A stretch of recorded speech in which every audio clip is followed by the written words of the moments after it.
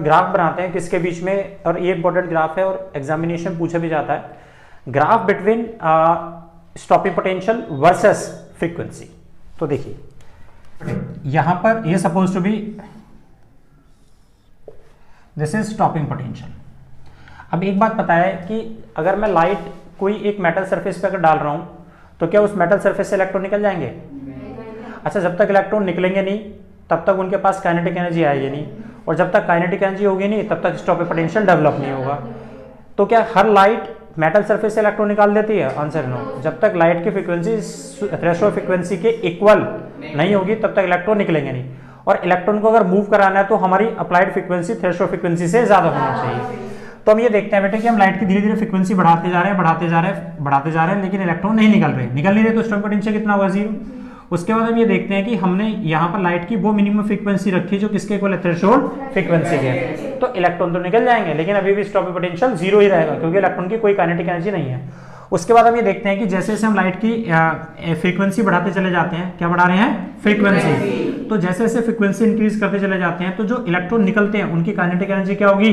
Increase हो जाएगी, और जब काइनेटिक एनर्जी इंक्रीज होगी तो क्या इंक्रीज हो जाएगा? Stopping potential. ये हमारी पुरानी पहचान। तो हम देखते हैं कि वो स्टॉपिंग पोटेंशियल इंक्रीज होता जा रहा है। ठीक, अब क्वेश्चन ये था कि यहां से एक स्टॉपिंग पोटेंशियल इंक्रीज तो हो गया, और इसको अगर मैं यहां से पीछे मिलाऊं तो ये क्या बनता है इसका? दिस इज कॉल्ड क्या? इंटरसेप्ट।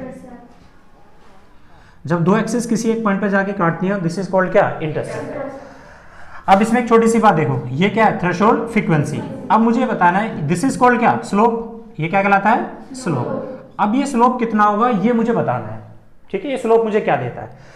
तो एज वी नो दैट, हमें एक चीज पता है, as we know that by Einstein photo electric theory या इक्वेशन से हमें एक चीज अच्छे से पता है। क्या पता है बेटे?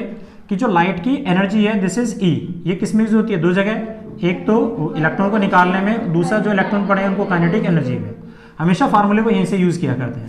यहां से ये काइनेटिक एनर्जी को इधर ले जाओ तो काइनेटिक एनर्जी कितना आ गया? E माइनस डब्ल्यू नॉट, और काइनेटिक एनर्जी को हम क्या ले सकते हैं? E V naught is equal to E minus W naught, और ये एनर्जी होती कितनी हमारी? एच न्यू, तो इसको हम एच न्यू ले सकते हैं। ये बात समझ में? ई को सारी इक्वेशन से डिवाइड कर दो तो कितना आ गया? एच न्यू अपॉन में ई माइनस डब्ल्यू नॉट अपॉन में कितना आ गया? ई। अब इस इक्वेशन को थोड़ा सा देखना, इक्वेशन नंबर फर्स्ट। नाउ हमें एक चीज पता है, according to equation of straight line, straight line की इक्वेशन पढ़ी आप सबने? तो स्ट्रेट लाइन की जो इक्वेशन होती है बेटे वो ये होती है y is equal to M X plus C. ये बात समझ आती है? तो y हेयर क्या है? y is the axis. Okay, x क्या है? This is frequency. एक्सिस से रिप्रेजेंट कर रहा है फ्रीक्वेंसी को, y किसे रिप्रेजेंट कर रहा है? स्टॉपिंग पोटेंशियल को। What is x? m, तो m here represent the slope, and c क्या रिप्रेजेंट करता है? इंटरसेप्ट।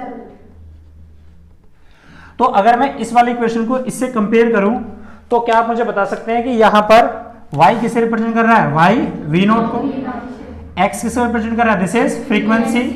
तो यहां पर m किसे रिप्रेजेंट कर रहा है? h अपॉन में e। तो here m is represent the h upon में, दैट इज स्लोप। तो यहां पे जो स्लोप होगा वो कितना होगा? h अपॉन में e होगा। तो v नॉट और frequency, stopping potential versus frequency के बीच में हमेशा याद रखना है कि स्लोप मुझे किसकी वैल्यू देता है? h अपॉन में e की वैल्यू देता है। अगर मुझे पेपर में स्लोप दिया गया है, अगर मुझे पेपर के अंदर स्लोप दिया गया है तो क्या मैं कैलकुलेट कर सकता हूं प्लैंक कांस्टेंट? आंसर है यस। मुझे जो भी प्लैंक कांस्टेंट दिया होगा अगर मुझे h निकालना है तो मैं क्या लिखूंगा? Slope into e। ये मुझे प्लैंक कांस्टेंट की वैल्यू देगा। दूसरा यहां पर c क्या रिप्रेजेंट कर रहा है? इंटरसेप्ट। तो इंटरसेप्ट कितना है मेरा? माइनस डब्ल्यू नॉट अपॉन में e। भाई प्लस है ना यहाँ पर, तो यहाँ प्लस के साथ माइनस वाला मिलके क्या हो जाएगा? माइनस डब्ल्यू अपॉन में e। तो हेयर इंटरसेप्ट, नाउ इंटरसेप्ट वो मुझे कितना मिल रहा है बेटे यहां से? तो c is equal to minus W naught upon में e। अगर मुझे पेपर में इंटरसेप्ट दिया गया है तो can I write work function?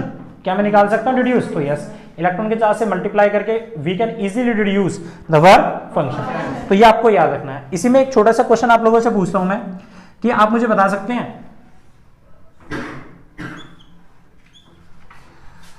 ए और B, nu naught 1 nu naught 2, this is stopping potential and this is frequency. इन दोनों में से देख के बता सकते हैं कि किस केस में इलेक्ट्रॉन के पास काइनेटिक एनर्जी ज्यादा होगी। हाँ, ए वाले में ज्यादा होगी। अच्छा, हमें एक बात बहुत अच्छे से पता है कि इन दोनों में से फ्रीक्वेंसी, थ्रेशोल्ड फ्रीक्वेंसी किसकी ज्यादा है? इसकी ज्यादा है, इसकी तो ज्यादा है। हमें एक छोटा सा एक नॉलेज भी पता है कि भाई kinetic energy is equal to कितना होता है? Yes, E minus W naught ही तो होता है, ये तो फार्मूला है। और ये होता कितना है? दिस इज एनर्जी कितनी होती है? This is H new, this is H new minus W naught, और ये क्या होती है? Kinetic energy. अब एक बात बताओ यहाँ पर कि मेरी काइनेटिक एनर्जी ज्यादा होगी कम होगी, अब वो कौन डिसाइड कर रहा है? डब्ल्यू नॉट, क्योंकि एनर्जी तो लाइट की सबके लिए बराबर ही आ रही है।